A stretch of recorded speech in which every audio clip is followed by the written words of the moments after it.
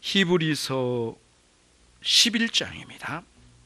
신약 성경이 히브리서 11장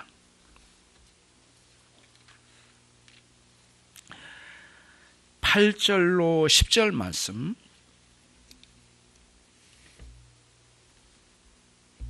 8절로 10절 말씀 우리 같이 함께 읽겠습니다.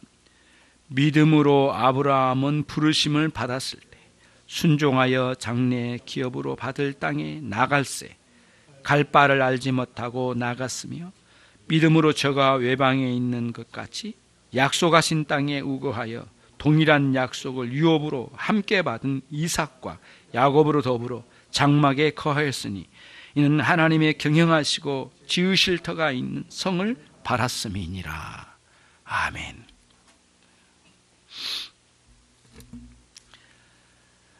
신앙생활에서 약간은 혼돈이 일어날 수 있는 부분을 오늘은 아브라함의 생애를 통해서 다시 한번 정리할 수 있는 기회가 되기를 바랍니다.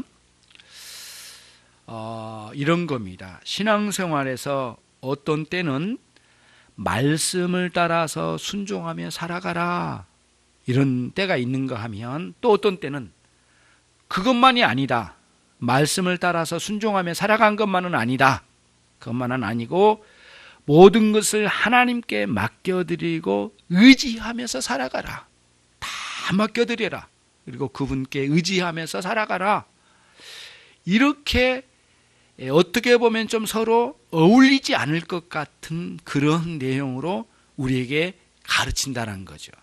그래서 믿음은 두 가지, 그러니까 여기서도 두 번에 걸쳐서 나오잖아요. 믿음으로 아브라함은 믿음으로 18절, 그 다음에 9절에서도 믿음으로 저가 외방에, 이렇게 나와 있습니다. 그러면은 믿음으로 산다고 하는 것은 어떤 면에서는 말씀을 따라서 그게 무엇인지 깨달아가면서 살아가는 게 하나가 있고, 또 하나는 믿음으로 살아가는데 말씀으로 깨달아가 순종하는 그런 차원이 아니라 도저히 알 수가 없는 문제를 하나님께 전적으로 맡겨드리는 그러한 믿음으로 살아가는 영역이 또 있어요. 두 가지 다 갖춰가는 게 신앙생활이죠. 그런데 앞에 있는 그 말씀을 따라서 순종해 나가는 이런 원리를 먼저 한번 생각을 해보자고요. 근데 이게 무슨 뜻이냐면은 인간이라는 본래 그 영혼이 이성과 오성과 지성으로 이루어진 부분이 하나가 있어요. 우리 영혼이. 이게 무슨 뜻이냐면은 이성적으로는 뭔가 밖에 있는 많은 상황들을 이렇게 분별하고 판단해내고 하는 일들이에요. 오성도 그거 흡사한데 그런 것들을 잘 감당해서 이제 분별해 나가고 그걸 판단해 분별해 나가면서 가는 거죠. 지성은 그런 면에서 이런 그 깨달은 말씀, 깨달은 그 이치, 삶의 이치들을 담아내서 그거를 우리들이 이제 종합 분석을 해가지고 판단해내는데 굉장히 중요한 역할들을 주도적으로 해나가는 이 지성의 영역이 부분이 있는 거예요. 그러면은 신앙생활 하기 전에 믿음이 없을 때 해도 우리는 그러한 지성적인 이 활동을 통해서 이게 옳은 건지 저게 옳은 건지, 이게 잘못된 건지 저게 잘못된 건지를 이렇게 분별해내면서 하나하나 이거를 분별해내면서 살아가는 삶을 살아왔어요. 그런데 예수님을 영접하고 믿음으로 살아가는 삶에서도 여전히 이 지성적인 작동이 계속되는 거예요. 이걸 꺼버리지 않는다는 거죠. 그런 믿음으로 가는 거죠. 그러나 신앙이 없을 때는 불신앙에 주도되어서 지성의 활동으로 갔다면, 믿음 거듭난 이후에 신앙의 사람들은 신앙이 주도되어서, 우리의 믿음이 주도되어서 지성적 활동으로 분별의 삶을 살아가는 거예요. 그런 활동을 쭉 이어 살아가는 거죠. 그러면은 아브라함이 실제로 살아온 내용을 보면서 이제 한번 살펴보도록 하겠습니다. 원리는 이렇다 치고, 그러면은 신앙은 이렇게 뭔가 지성적인 깊은 깨달음을 통해서 판단을 해가지고 그 지식을 가지고 분별해 나간 삶인데 생각을 많이 해 나가는 거죠. 그러나 거듭난 이후에는 믿음으로 생각을 이끌어 나가는 원리를 따라 살아가는 거예요. 아브라함이 살던 시대가 꼭 지금 우리가 살던 시대에, 그러니까 예수님 시대 2000년 전, 2018년 전 예수님이 계신 시대였잖아요. 바로 그 반대로 그 예수님 이전의 시대에 다시 2000년 전으로 내려가면 아브라함의 시대입니다. 그래서 지금으로부터 한 4000년이 지났죠. 살았던 곳은 지금 이란, 이라크, 갈대아 우르라고 하는 이런 유브라데 강이라고 큰 강이 있습니다. 세계적으로 굉장히 긴 강이에요. 예, 굉장히 긴 강인데 그 하류 쪽이 갈대아 우르입니다. 지금 이라크 쪽 지역쯤이 된다고 그래요. 예, 그리고 이제 거기를 유브라데 강과 티그리스 강이 만나가지고 또 흩어졌다가 다시 만나고 하는 이렇게 돼 있거든요. 이런 티그리스 강과 유브라데 강을 중심으로 이 인류의 최초의 문명이 발생이 됐어요, 거기 안에. 그래서 그거를 메소포타미아 문명이라고 하잖아요. 뭐 황하 문명, 중국 쪽에 황하 문명도 있고, 인도 쪽에 인더스 강 중심으로 가는 그 문명이 인더스 문명도 있고, 그 다음에 이집트 문명도 있었잖아요. 이집트를 중심으로 다 되게 강을 중심으로 이제 문명이 형성된, 최초의 문명이 형성됐는데, 아브라함이 살기 이전에 한 300여 년 전이나 200여 년 전에 북방에서 아카드인들이 쫙 밀고 내려와가지고, 아브라함은 아모리 계통의 족속이었거든요. 아브라함이. 근데 그 아모리 계통의 족속들을 막 점령을 해가지고 굉장히 혼란스러운 상황이 만들어졌대요. 그래가지고 그거를 극복하고 막 또 다시 아모리 족속들이 그 아카드인들을 밀어내고 다시 새롭게 형성해 나가는 과정에 아브라함이 그 과정에서 이제 하나님의 부르심을 받았던 모양이에요.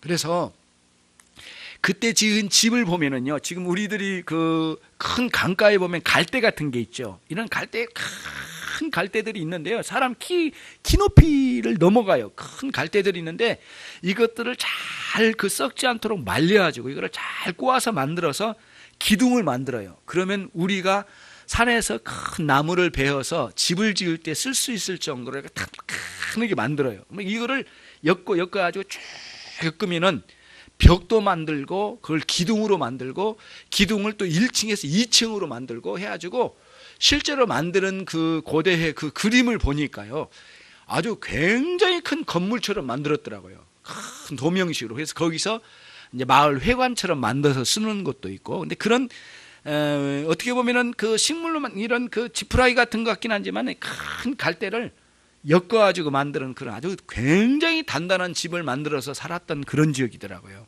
예. 그게 강가에, 유브라데 강가에 굉장히 많아요. 그런 집을 짓고 그 안에서 이제 사는 삶을 살았던 사람들이에요. 그래서 가운데는 큰 신전이 있는데, 이런 우리가 이제 학교 다닐 때 배웠던 지구라시라고 하는 그런 신전이 굉장히 높은 신전을 지어놓고요. 이런 벽들 돌로 이렇게 지어놓고 그 도시 중심을 세워놓고 그 주변에는 관공서 같은 거 세우고 아까 마을회관 같은 걸 짓고, 그다음에 각 가정은 그런 지푸라기 같은 이런 것들로 갈대 같은 걸로 엮어서 큰 집을 지었고 사는 그런 곳이었습니다. 아브라함이 그 시대에 그렇게 살았더란 거예요. 그래서 이제 그러면서 문명을 크게 이루었어요. 때로는 유브라데 강이 큰 그 홍수가 나면은 그 일대가 전체가 잠기는 때도 있었대요. 실제로는 아브라함 시대 때 그런 일이 있었는지는 모르지만은 이렇게 전 지역이 도시가 물에 잠겨가지고 지구라서 한 반 정도밖에 남겨지지 않을 정도로 잠겨서 거의 태반이 잠기는 아주 엄청난 피해를 입은 적도 있다고 그래요. 그러면서 그런 물을 이렇게 나중에는 이거를 끌어내고 하는 일에 굉장한 힘을 기울이고 정치의 힘을 거기다 쏟고 막 그랬다고 그래요.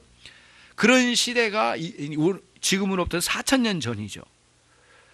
그런 과정에서 아브라함 당대에 살 때 아브라함의 할아버지나 주변에 있는 할머니들이 200세, 250세까지 사는 사람들이 있다고 기록이 나와요. 성경의 기록이에요, 이건. 그러니까 그 당시에 그러면 그분들이 만났던 그 이후의 선조들은 또 200세, 300세 사는 사람들이에요. 그러면서 굉장히 많은 나이를 들면서까지 노인의 생활을 살면서도 과거에 가지고 있는 믿음의 조상들, 다시면 아담, 그 다음에 아벨의 신앙, 그 다음에 노아의 신앙, 그 다음에 에녹의 신앙, 이런 신앙의 선조들이 쭉 있었단 말이에요. 그런 사람들의 신앙을 구전으로 다 들려준 거예요. 그래서 아브라함이 실제로 성경에 그대로 기록된 건 아니지만 전체적으로 우리가 충분히 추정해 볼 수 있는 충분한 내용이에요. 어느 날, 그러니까 제가 오늘 지금 드리려고 하는 말씀은 뭐냐면은, 어느 날 하나님께서 아브라함아, 너는 내가 원하는 대로 가거라, 이 한마디에 확 움직여서 간 그런 방식으로 음성을 들은 게 아니라는 것을 말씀드리고 싶은 거예요. 또 제가 드리고자 하는 건 뭐냐면, 여러분과 저의 신앙이 지금 아브라함의 신앙과 다를 바 없는 신앙생활을 하고 있다는 거예요. 그래서 어느 날 갑자기 큰 음성을 듣고 한 사람이 확 개벽을 이루어가지고 변화되어 이렇게 되는 게 아니라는 거예요. 상당한 시간 동안, 어떻게 보면 때로는 추정해 볼 수 있는 게 몇십 년 동안 이 신앙에 대해서 고뇌하면서 세월을 보냈을 거라는 거예요. 도시의 중심에는 지구라세 수많은 이방신을 믿는 사람들이 몰려들기 시작하는 거예요. 그리고 거기에서 술을 마시고 거기에 잔치를 베풀고 놀고 떠들고 하는 일들이 매일같이 거기 지구라 안에서, 신전 안에서 그런 일이 일어나는 거예요. 그리고 심지어는 갈리아 우르 이 북방 쪽에서, 그 동북방 쪽에서 있었던 그 종교의 흐름을 보면은 나중에 그 몰렉신도 이렇게 내려와요. 몰렉신을 믿는 사람들은 어떤 사람들이냐면은 자신들의 몰렉신에게 사람을 불로 태워가지고 제물로 바치는 그런 아주 추악한 그 종교도 있었어요. 예. 그리고는 어떤 곳에는 그 신전에서 이제 남녀가 성적으로 교잡을 하는 거예요. 예. 그래가지고는 그 안에서 성적으로 교잡하면서 그 순간에 하늘에서 큰 그 생산의 능력을 이 땅에 내려줘가지고 사람들이 먹고 살게 된다라고 하는 그런 신을 믿는 사람도 있었어요. 그러니까 성적으로 아주 추악하게 더럽게 타락한 일들이 많았고, 사람을 태워서 바치는 종교도 있고, 태양신과 달신을 믿는 그런 사람들이 막 여기저기서 꽉 들어찼는 거예요. 그런데 자기 할아버지로부터 아버지로부터 들려오는 이야기가 뭐냐면, 고대에는 이런 여호와 하나님을 믿는 신앙이 있더라라고 하는 소리를 들었을 거라는 거예요, 아브라함이. 그래서 그게 뭔가 이웃집의 할아버지에게도 물어보고 이쪽 할아버지에게 물어보면서 이것들을 참 내용을 조합해 가면서 결국에는 이후에 이전에 태초에 우리의 조상은 아담이었다라고 하는 사실을 쭉 들어가면서 이거를 기억해내는 거예요. 그러면 그 하나님이 누굴까라고 하는 생각에 아브라함이 고뇌하지 않을 수 없지요. 최소한 저 지구라에서 날뛰고 있는 저 이방신을 믿는 사람들의 신학은 전혀 다른 신일 거다. 그 하나님은 어떤 하나님일 거라는 고뇌에 찬 세월을 보냈을 거랍니다, 아브라함.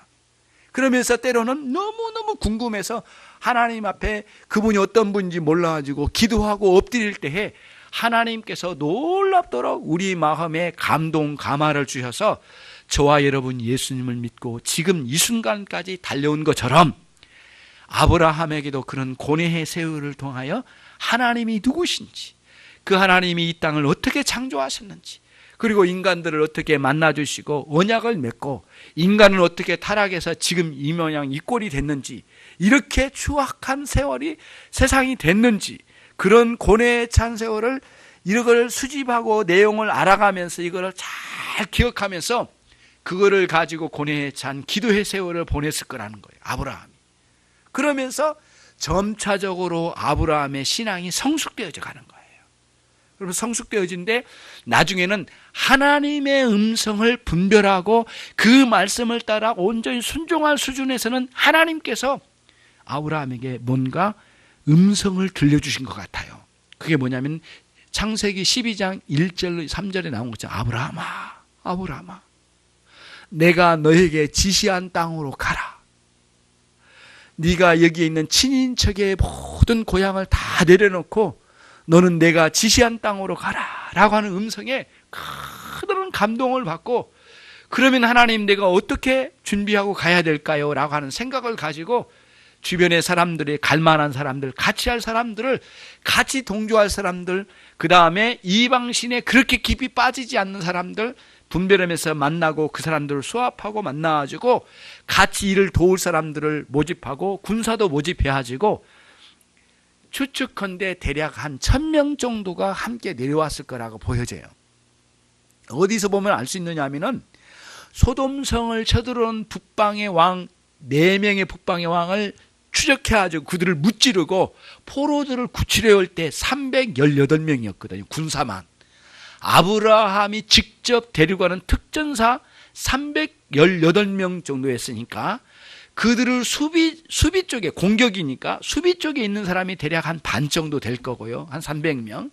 그 사람들을 수발하고 그 사람들을 돕는 사람들, 가족들까지 포함하면 1000명이 뭐예요? 2000명 가까이 될 가능성도 많다고 보여져요. 그런 사람들을 데리고 저 북방으로 하나님의 음성을 듣고 올라간 거죠. 이와 같이 아브라함은 믿음으로 하나님의 부르심을 받아 순종하여 장래 기업으로 받을 땅을 향하여 나갔다라고 이렇게 돼 있어요. 근데 그때 나갈 때에 아무런 이지적인 판단 없이 어느 순간에 음성 듣고 아무 생각 없이 다 튀어나갔다? 그런 일은 있을 수가 없다는 거예요. 저와 여러분의 신앙생활이 그렇다는 거예요. 예수님을 영접하여 그분이 내 인생을 이끌어 가실 거예요. 그러나 이게 옳고 저게 그른지를 분별해 나가는 명확한 말씀으로 가르쳐주는, 율법의 말씀으로 가르쳐주는 내용도 있고요. 또 하나는 뭐냐면 신앙 양심에 걸리는 부분이 무엇인지, 걸리지 않고 신앙 양심에 걸리지 않으면서도 할 수 있는 일이 무엇인지에 대한 분별력을 우리 안에 주신다는 거예요. 그래서 그러므로 우리는 신앙생활을 할 때 이러한 이지적인 판단력을 갖는, 분별력을 갖는 이런 우리가 굉장히 훌륭하게 생각하여 판단한 일이 굉장히 중요하다는 거예요. 그래서 어떤 사람이 목사님, 내가 이런 그 구멍가게를 하는 사업이 맞을까요? 이런 것을 판매하는 일이 맞을까요? 저걸 하면 좋을까요? 이렇게 이제 사람들이 물어온 경우가 있어요. 이게 성공할 일입니까? 저게 성공할 일입니까? 이렇게 묻는 것 같아요. 근데 신앙에 있어서 이런 상황에 놓여질 때 여러분 중요한 게 뭐냐면 신앙적인 이지적 판단이 굉장히 중요해요. 그러니까 덮어놓고 이걸 하면 성공할까? 저거 하면 성공할까가 아니에요. 이거로도 할 수 있고 저거도 할 수 있어요. 그러나 문제는 뭐냐? 우리는 방향은 잡는 거예요. 이 사업을 하든 저 사업을 하든 하나님을 경외하면서 하나님을 예배하면서 훌륭하게 살 수 있는 길을 택하여 가는 거예요. 방향은 하나님을 향하여 가는 거예요. 이 길이 믿음 생활하기에 참 유리하겠다라고 하는 쪽으로 열심으로 가는 거죠. 그러면서 이 사업이든 뭐가 문제겠어요. 그 다음에 우리들 생각해야 될 게 뭐냐면은 요즘 흘러가고 있는 신앙적인 흐름이나 시대의 트렌드나 이런 것들을 판별하면서 이게 이 사업이 10년 가겠다, 20년 가겠다 이런 판단을 전문가적인 판단력을 갖는 거예요. 그러려면은 전문가를 물어보고 미리 경험한 사람도 물어보고 이걸 리서치해가지고 많이 알아가지고 이거를 추적해서 갈 수 있는 길을 찾아내야 되는 거죠. 이게 신앙적 이지적 판단력이에요. 그러면서 그럼에도 불구하고 어떤 어려움이 있더라도 하나님을 의지하면서 내가 신앙의 길을 걸으면서 이 사업을 해야 되겠다고 하는 쪽에 방향을 잡는 거예요. 그래서 이제 여러분들이 이제 앞으로는 앞으로의 어떤 계획을 짤 때 이걸 하면 성공할까요? 저걸 하면 성공할까요? 이런 식으로 덮어놓고 막 하면 되겠다라고 하는 그런 투의 신앙생활을 우리들이 배제해야 된다는 거예요, 이제는. 그런 신앙이 옳은 신앙이 아니란 거예요. 예. 그러면 우리들이 이런 그 이성적 판단을 잘 하는데 신앙의 판단력을 가지고 우리에게 주어진 지식을 총동원하여 올바르게 내가 갖춰진 조건을 가지고 이 사업을 펼쳐 나가는 거죠. 이런 식으로 가라는 거예요. 아브라함이 그렇게 했다는 거예요. 아브라함이 가기 전에 많은 걸 연구하고 그 다음에 이 갈레아 우르에서 하란까지 걸어가는 그 과정에 산적들도 많을 거고요. 또 왜냐하면 전쟁에서 패배한 군사들이 돌아다니면서 사람들에게 물건을 빼앗고 생명을 빼앗는 일이 많았다고 그래 당대에. 그래서 어디 고관 대작들이 이렇게 움직여 갈 때는요, 주변에 군사들을 대동하지 않으면 못 움직인답니다. 오늘날 같지 않대요. 그러니까 굉장히 위험스러운 거죠. 그거를 다 추적하고 준비했을 거예요. 그리고 걸어가는 거리, 그 다음에 애를 업고 가는 사람, 할머니, 할아버지들이 가는 사람도 있을 거고요. 그럼 거기에는 말에다가 짐을 싣고 간 사람도 있을 거고, 그 다음에 환자도 있을 거고요. 그거를 어떻게 감당하냐고요.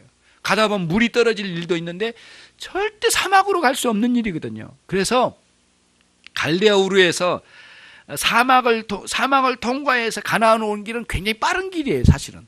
그런데 그 위로 쭉 올라갔다가 다시 내려오면 이 길이 사람이 걸어서 오면, 말을 타고 걸어서 오면 4개월이 걸린답니다. 이 길이. 그 길을 온 거예요, 추적해서. 근데 그 갈 때 유브라데 강가를, 그 강가에 있는 길을 따라서 갔어요.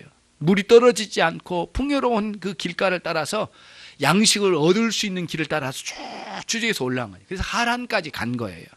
이런 식으로 아브라함이 하나님, 그러니까 창세기 12장에 하나님께서 아브라함에게 너의 친척집을 떠나서 내가 지시한 땅으로 가라고 하는 이 간단한 말씀으로 기록은 되어 있지만은, 이전에 이 말씀을 듣고 많은 걸 연구하고 생각하고 올바른 판단력을 가고 그 길로 간 것이죠. 요게 우리가 믿음으로 살아간 사람들에게 이지적인 작동이 필요하다는 것을 말씀해 줘요. 하나님 특별히 율법의 말씀으로 이렇게 살아야 되고 저렇게 살아야 되고 이건 하지 말아야 될 일들을 상세하게 가르쳐 줘요. 나중에 더욱더 10계명의 말씀도 그에 부합한 거죠.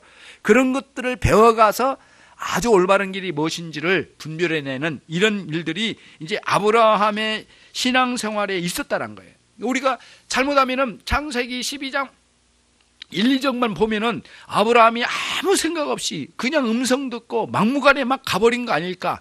절대 그렇지 않다는 거예요. 말씀을 그렇게 보면은 안 된다는 거죠. 그런 차원에서 믿음으로 순종해 난다라고 할 때 우리들이 많은 생각을 하고 그거를 종합 분석하고 올바른 길이 무엇인지를 충분히 터득해 나가면서, 그리고 앞에 살던 믿음의 조상들이 어떻게 살았는지를 한번 살펴보기도 하고, 그 다음에 나보다 신앙이 좋은 믿음의 선배들을 같이 이야기도 들어보면서 앞길을 개척해 나가면서 이렇게 우리의 신앙생활을 이어간다는 거예요. 그게 이제 우리들이 가야 할 길이에요. 그래서 사람들이, 여러분, 기독교 신자들은 자기 인생을 아무 생각 없이 다 맡기고 간다라고 하는 생각을 갖는 사람들이 많아요. 믿지 않는 사람들이 그렇게 생각해요, 우리를. 예. 그래서 아주 멍청하게 아무 생각 없이 생각 다 꺼버리고 우둔하게 살아도 된다라고 하는 생각을 갖는단 말이에요. 절대 그렇지 않아요. 오히려 우리는 더 명석하게 판단하고 더 많은 정보를 가지고 올바른 신앙의 구도를 가지고 가는 거죠. 우리는 세상 사람보다 생각이 더 많아요. 왜냐하면 이게 세상 사람들은 이게 죄인지 죄가 아닌지 생각할 필요 없이 막 가거든요. 좋은 거면 되고 돈 벌면 되는 거고 가지만. 그리고 우리는 하나를 더 해요. 이게 죄악된 길인지 죄악된 길이 아닌지 하나를 더 한단 말이에요. 그러니까 굉장히 믿음의 이지는 굉장히 뛰어난 게 있어요. 그들보다 더 높은 수준에서 더 많은 생각을 하는 거죠. 굉장히 지혜롭지 않으면 안 되는 거죠, 신앙생활이. 이런 신앙생활을 우리가 살아가고 있다는 거예요. 그래서 아브라함이 고향을 떠나 가나안으로 가는 것은 막무가내로 막 가는 그런 신앙생활이 결코 아니라는 것을 반드시 여러분이 아시고 신앙생활을 하나씩 이렇게 판단해 나가는 그런 방식으로 가야 된다는 거죠. 실제로 아브라함이 살아갔던 과정들을 보면 알 수 있어요. 어디를 보면 알 수 있냐면은 아브라함이 그 애굽을 갈 때 가야만 하는 상황을 직면했어요. 이 가나안 이 지역이, 팔레스타인 이 지역이 그 기근으로 거의 죽게 생겼어요. 그러니까 1000명이 넘는 이 가솔들을 이끌어가고 또 거기에 수많은 양떼, 소떼가 있을 거 아니에요. 이런 그 무리들을 조금만 더 넘었으면 필연코 죽는단 말이죠, 이거를. 이게 이기적인 판단이잖아요. 하나님 무조건 다 와달라는 게 아니에요. 이기적인 판단을 가지고 어떻게 할 것인가. 고뇌하다가 결국엔 어디로 갔어요? 애굽으로 내려갔어요. 애굽에는 양식이 참 많거든. 이미 국가가 형성되고 굉장히 문화를 형성해낸 이집트 문명이 형성된 곳이고, 굉장한 양떼와 소떼가 아주 풍성한 그런 아주 굉장히 뛰어난 곳이었단 말이죠. 그런 곳이었다면, 그래서 애굽으로 가면은 살 길이랑 알게 됐어요. 그리고 많은 정보를 입수했을 거예요, 아브라함이. 그리고 어떤 길을 따라서 내려가야 할지, 그 다음에 가면은 어떤 위험성이 있는지, 그 다음에 가게 되면은 이제 바로 왕을 만나게 될 가능성이 참 많겠다라고 하는 생각을 많이 한 거죠. 그래서 애굽이 큰 나라를 형성한 건 아니었다고 그래요. 여러 부족을 연합시켜서 형성되는 과정 정도였다고 그래요. 그럼에도 불구하고 그러니까 이제 바로 왕의 부족장 중에 최고 우두머리인 바로 왕을 이제 만나게 되는 거죠. 그러면서 거기서 많은 이적인 판단력을 가지고 애굽까지 내려갔어요. 갔다 와서 어땠습니까? 갔다 와서 큰 변화가 하나 일어났습니다. 아브라함에게 재산이 굉장히 많아졌어요. 바로 왕이 엄청난 많은 재산을 주었거든요. 양떼와 소떼에 막 금은 부화를 막 쏟아 부었잖아요. 그거를 감당할 수 없는 걸 가지고 다시 돌아오거든요.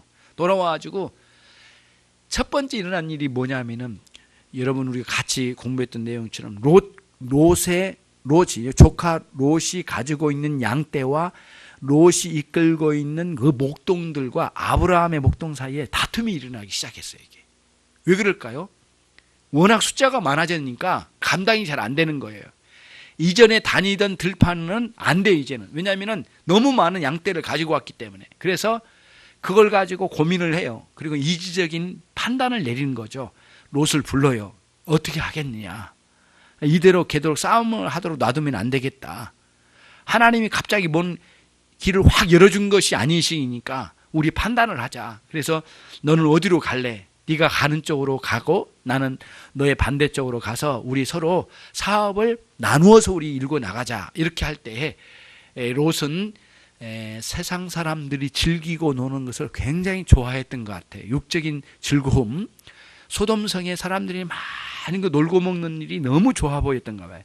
그쪽에 이제 많은 이 목초지도 많았고요. 그쪽으로 갔죠.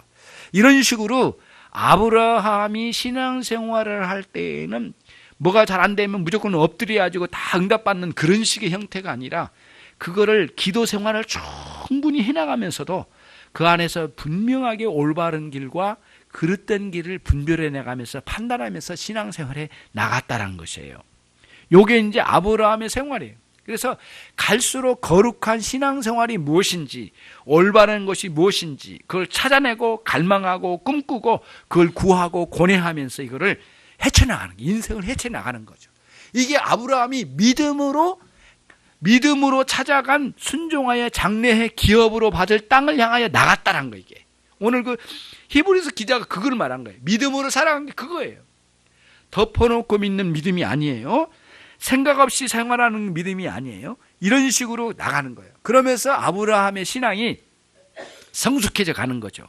그러니까 갈대아 우르 고향에 있을 때 아브라함의 신앙하고 가나안 땅에서 많은 고난을 통해서 성숙한 신앙하고는 큰 차이를 이룬 거거든요.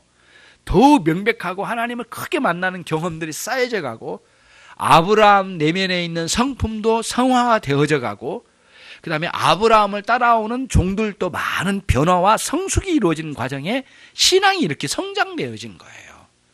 이게 아브라함의 신앙의 길이었다는 거예요. 그래서 여러분과 제가 오늘 이 시간 신앙생활 믿음으로 산다고 하는 것은 이지적인 판단을 꺼놓고 사는 게 절대 아니구나. 이게 오히려 더 많이 생각하고 깊게 생각하고 더 확장되고 다면적으로 생각을 해가지고 인생의 길을 가는 것이 이것이로구나 라고 하는 판단을 갖는 거예요. 그래서 모세가 한 말이 그 말이에요. 신명기 29장 29절에 우리 같이 한번 보겠습니다. 저 뒤에 난로를 꺼줘도 될 것 같아요. 신명기 29장 29절. 덥지 않으면 놔도 돼. 저는 좀 많이 더운데요. 신명기 29장 29절. 우리가 많이 봤던 내용이에요. 29장 29절. 그 중간에 보면 나타난 일, 거기서부터 읽겠습니다. 나타난 일은 영구히 우리와 우리 자손에게 속하였나니 이는 우리로 이 율법의 모든 말씀을 행하게 하려 하심이니라. 나타난 일이란 뭐냐면은 이런 뜻이에요. 뭘 보여줬다는 뜻이 아니라 명백하게 이지적으로 생각할 수 있도록 제시해 준 내용이란 거예요. 뭔지 모르겠어요. 나 안 배웠어요. 그게 아니에요. 확실하게 보여준 거예요. 이렇게 살아라. 이렇게 순종해라. 그래서 그거를 왜냐하면이라고 나오거든요. 이는 왜냐하면 우리로 이 율법의 모든 말씀을 이렇게 깨달아서 감동되어 행하여 순종해 나가도록 이미 이지적으로 판단하여 갈 신앙의 영역을 분명하게 말씀해 주고 있는 거예요, 이 부분이. 자, 그러면 이제 여러분들 이제 이해가 되시죠? 아브라함의 신앙이 덮어놓고 있는 신앙이 아니었다는 것. 굉장히 이지적인 판단력을 가지고 분별하여 자기 인생의 세계를 펼쳐보고 상황을 판단하면서 갔다는 것. 이게 굉장히 우리가 중요하다는 것. 심지어는 불신자보다도 더 몇 배 더 많은 생각과 더 많은 것을 이렇게 분별해내면서 살았다라고 하는 것. 이게 아브라함이 가진 신앙이고 우리의 신앙이라는 것. 요거를 이제 첫 번째 두고요. 두 번째입니다, 이제. 그러면 이제 우리들이 다시 이제 돌아가면 히브리서 11장 8절로 가면 8절을 한번 읽겠습니다. 히브리서 11장 8절 같이 읽습니다. 믿음으로 아브라함은 부르심을 받았을 때 순종하여 장래 기업으로 받을 땅에 나갈새 갈 바를 알지 못하고 나갔으며, 그겁니다. 갈 바를 알지 못하고 나갔으며.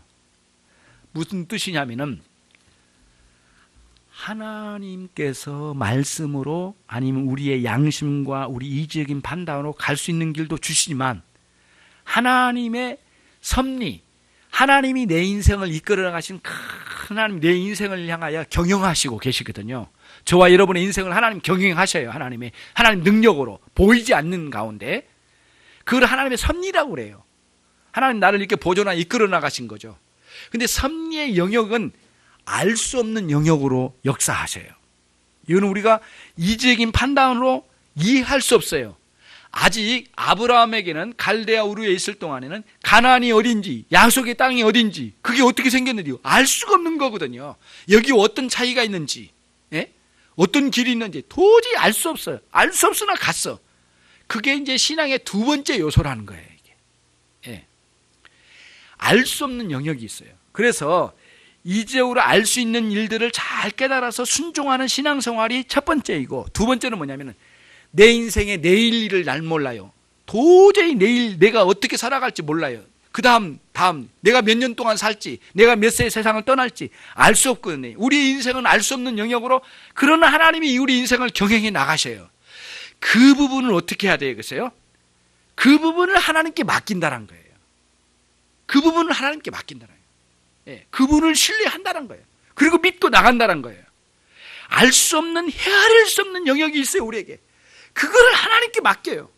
근데 그 맡길 때는 하나님이 어떤 분인지 알아야 맡긴거든요.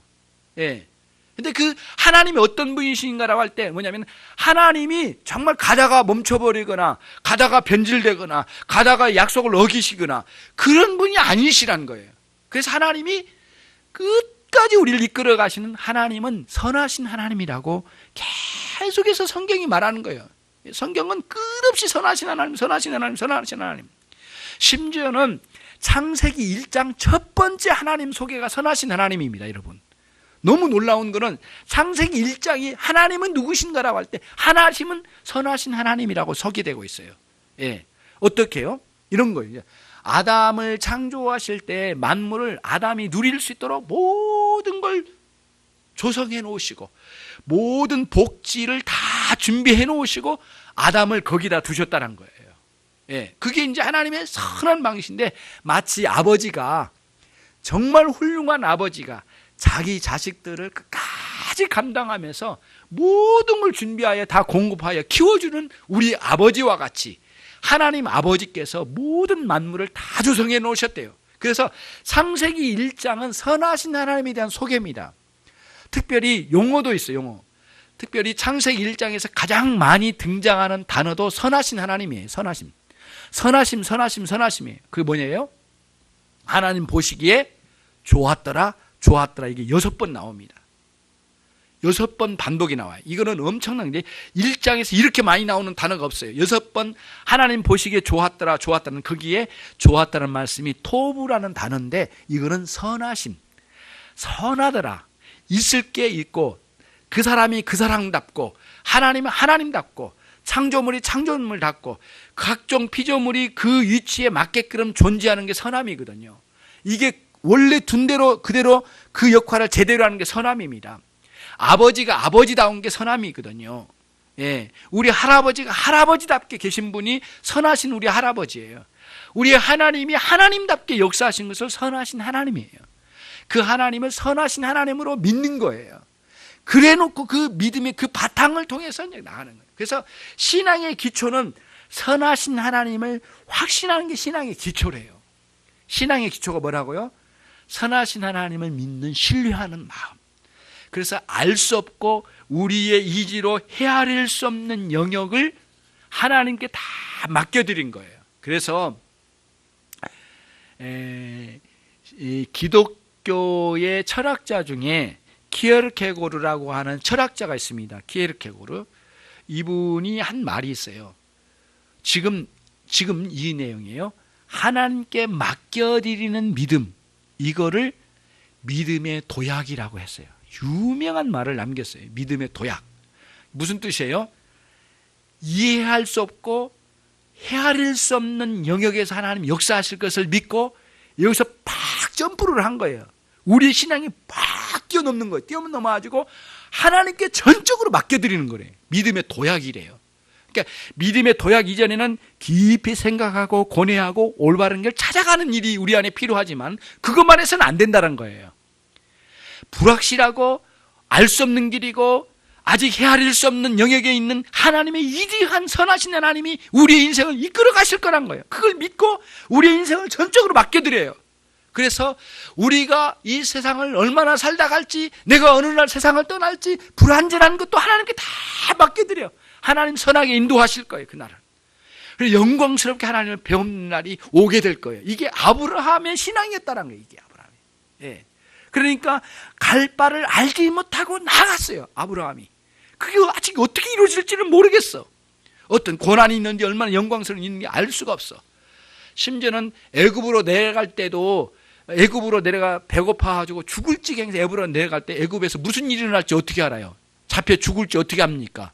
오히려 포로로 끌려가지고 심지어는 그 애굽이란 나라가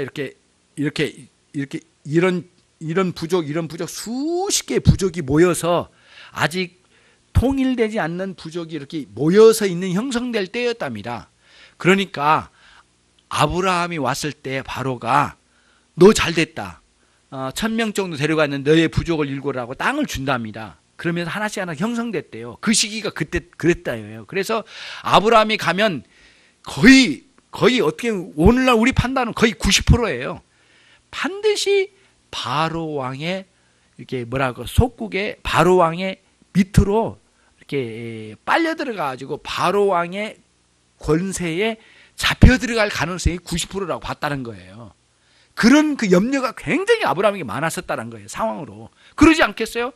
한 부족이라도 더 만들어가지고 이 애굽이라는 나라를 형성해서 크게 만들려고 하는 게 지금 혈안이 되어 있는데요.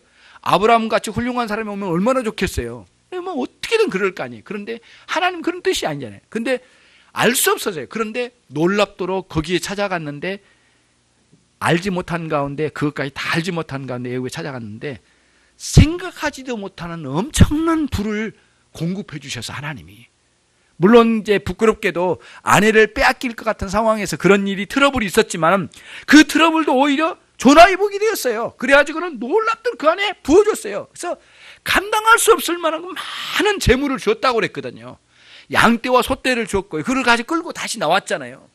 나중에는 롯과 조카와 같이 할 수 없을 정도로 많은 양의 재산을 많이 공급해 줬다는 상상할 수 없는 일이 일어났던 거예요. 아브라함에게 다시 가나안 땅을 거기에 정착하여 살아갈 새로운 기반을 만들어줬어요. 엄청난 기반이 이루어진 거죠. 새롭게 간 거죠. 그래서 군사도 더 많이 일궈나가고 그리고 이후에 전쟁도 감당할 수 있는 능력까지 배양할 수 있는 길이 애굽을 쫓아가다가 올라오면서 새로운 변화가 일어났던 거예요. 이게 하나님이 우리의 이지로는 헤아릴 수 없는 일들이 일어난다는 거예요. 그거를 믿고 확신하고 하나님께 맡겨드린다는 거예요. 선하게 인도하실 걸 믿고 말이죠. 불확실한 우리의 인생을 하나님께 그렇게 맡긴다는 거예요. 그게 키에르케고르로 말하면 믿음의 도약이 여러분들에게 꼭 있어야 된다는 거예요. 잘 잘 판단해 순종해 나가는 것도 필요하지만 이 두 가지 신앙의 방식을 따라서 아브라함이 신앙생활을 했다는 거예요. 이게 오늘 히브리서 기자가 이거를 말하고 싶었던 거예요. 그러면은 한번 보시자고요. 로마서를 한번 가보겠습니다. 로마서 8장. 우리도 많이 외우기도 했지만은 다시 한번 보겠습니다. 오늘 한번 읽고 외워봅시다. 28장 로마서 8장 28절 보셨죠? 같이 한번 읽겠습니다. 우리가 알거니와 하나님을 사랑하는 자 곧 그 뜻대로 부르심을 입은 자들에게는 모든 것이 합력하여 선을 이루느니라. 이게 바울 사도가 진술한 내용이잖아요. 성령의 감동으로. 근데 무슨 뜻이냐면은 하나님을 사랑하는 하나님 믿는 자들이에요. 그리고 그들은 하나님 뜻대로 부르심 받은 사람들이. 아브라함의 신앙이 이거였어요. 근데 그 아브라함의 일생에 어려운 일이 없었습니까? 어려운 일도 있었고 놀라운 일들도 있었어요. 정말 복되게 하나님께서 열어주신 일도 있어요. 이걸 다 합력하여 선을 이루신대요. 선을 이루신다는 건 뭐냐면 첫 번째 하나님이 원래 계획하신 대로 이루어진다는 뜻이에요. 원래 계획대로 원래 설계한 내용대로 집이 지어지듯이 설계된 대로 집이 지어지듯이 하나님 계획하신 대로 아브라함의 일생이 성취되더라는 거예요. 그게 합력하여 선을 이루는 거예요. 그러니까 어떤 때는 어려운 때도 있어요. 비 오는 날도 있어요. 어떤 때는 맑은 날도 있어요. 바람 부는 날도 있어요. 너무 추운 날도 있고 더운 날도 있어요. 그거를 다 이뤄서 1년이라고 하는 전체 1년의 생애를 우리를 이끌어내는 그런 과정이 있었지만 아픈 때도 있었지만은 결국에는 오늘 여기까지 하나님께서 인도해 주셨어요. 선하신 하나님이 인도하셨어요. 예. 우리가 잘나서 온 게 아니에요. 예. 그리고 하나님 말씀을 따라 순종한 만큼 또 우리를 여기까지 인도하셨어. 그리고는 그 하나님은 이후에 하나님 우리의 인생을 책임지고 인도하실 거라는 거예요. 불완전하죠. 예. 상급 학교에 가는 거 불완전하죠. 다시 인생을 내년에 계획을 세우면서 가는 게 불완전하죠. 내 건강이 불확실하죠. 하나님이 선하게 인도하실 것을 믿는 거예요. 여러분, 제가 이 교회를 개척하고 한 몇 개월 지나서 한 5분이 새벽에 오셨어요. 새벽에 5분이 오셔가지고 이쪽에 저기 다녔는데 교회가 새벽에 문이 닫혔다고, 그때 무슨 일이 교회가 있었는지 하여튼 닫혀가지고 우리 교회 왔다고 그러시더라고요. 그래서 5분이 오셔서 아우 하면서 오셨는데 새벽 기도를 하는데 지금까지 합니다. 새벽 기도를 단 한 번도 안 빠져요. 빠진 날은 뭐 몸이 아프거나. 근데 그 중에 한 분이 이제 굉장히 심각한 이제 암 같은 이런 게 걸리신 분이 한 분이 계셨어요. 신장 하나는 떼어내고, 신장이 다 망가져 하나는 떼어내고, 그래서 얼굴이 흑빛이 되어가지고 그런 적도 있고, 저도 간혹 한 번씩 기도해드리기도 하고 몇 번 일을 그랬습니다. 저는 이제 그분이 아침마다 이렇게 얼굴 색을 보니까 저분 한 달을 못 넘기시겠더라고요. 몇 번 쓰러지다시피 걸어 나가신 적도 있었고, 그래서 보살님 놀라운 건 하나님이 그 생명을 이어가시는데 정말 놀랍더라고요. 하나님께 이끌어 가시더라고요. 병원에 가서 치료받는데 놀랍도록 가장 빠르게 호전되는 거예요.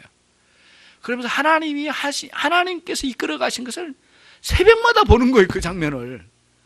그러면서 이제 이분이 그러신 거예요. 이제 그 4분이 이제 5분이 오신데 4분이 그런 거예요. 이분은 이제 돌아가실 것 같다고 나한테 몇 번 그랬어요. 그래서 혹시 돌아가시면 연락 드리겠다고, 그 정도로까지 말이 나올 정도니까 보통이 아니었거든요. 근데 하나님 그 생명 이끌어 가시더라고요. 근데 그분이 이제 고백을 하신 거예요. 하나님께서 나를 살려주신 것 같다. 그래서 조용히, 아주 성격도 조용하셔. 조용히 기도하시면서 새벽에 한 번도 안 빠지시면서 나오시는 거예요. 지금도 그래, 지금도. 예. 내가 어디 출타해가지고 못 나오면 그분들끼리 모여서 기도를 하세요. 지금까지. 그래서 인천 열린교회에서 굉장히 기도를 많이 하신 분입니다, 사실은. 우리 좀 반성을 해야 돼, 사실은. 새벽 기도 그렇게 열심히. 정말 놀라워요. 그러니까 하나님이 그의 인생을 인도하시더라고요. 그래서 그러면서 이제 그 가족들도 변화를 받고 이렇게 성숙되어져 가는 과정을 봤어요. 아브라함의 일대기를 통해서 오늘 우리가 배우는 것 2가지예요. 믿음으로 산다는 것은 어떻게 사는 건가? 이지적인 판단, 우리의 생각과 지식을 총동원하여 생각하는 이런 분별력을 하지 않는 건가? 아니다. 우리의 믿음은 믿음이라고 하는 큰 힘의 능력으로 우리 안에 있는 이지적인 판단, 지식을 총동원하여 판단하여 분별하여 인생을 살아가는 것이 우리에게는 왕성하게 필요한데, 어느 정도? 불신자보다도 더 많은 생각과 더 많은 것을 분별하여 살아가는 게 우리에게 필요하다 하나. 또 하나, 알 수 없는 영역에서 하나님이 우리의 인생을 이끌어 가신다. 내일 일은 난 몰라요. 정말 모르죠. 하나님께서 우리의 인생을 선하게 이끌어 가실 거라고 하는 확신을 가지고 믿음의 도약을 하시는 여러분 되시길 바랍니다. 전체적으로 그 하나님께 맡겨드립시다.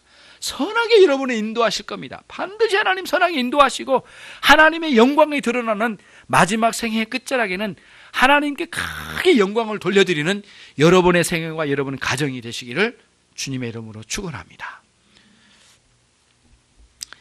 하나님 아버지 감사합니다. 아브라함의 믿음 생활, 그의 신앙 생활의 일대기를 돌아보면서 하나님의 우리가 추적하여 신앙 생활을 어떻게 이끌어 가야 할지를 보았습니다. 하나님 아버지 명백하게 주신 이 두 가지 신앙의 활동에 하나님 우리들에게 큰 은혜를 내려주시고 하나님 우리가 분명하게 이 삶을 하나님 믿음으로 살아가는 모든 종들이 되게 해 주시옵소서. 불안했던 우리의 인생을 하나님께 온전히 맡겨드릴 뿐만 아니라 오늘 내가 어떻게 살아야 할지를 분별하여 살아가는 그 신앙의 도정에 하나님 우리가 하나님 머뭇거리거나 우쭐대거나 그래야 하지 아니하고 전적으로 하나님 의존하면서 살아가는 모든 주의 종들이 되게 해 주시기를 간절히 원합니다. 예수 그리스도의 이름으로 기도 올려옵나이다. 아멘.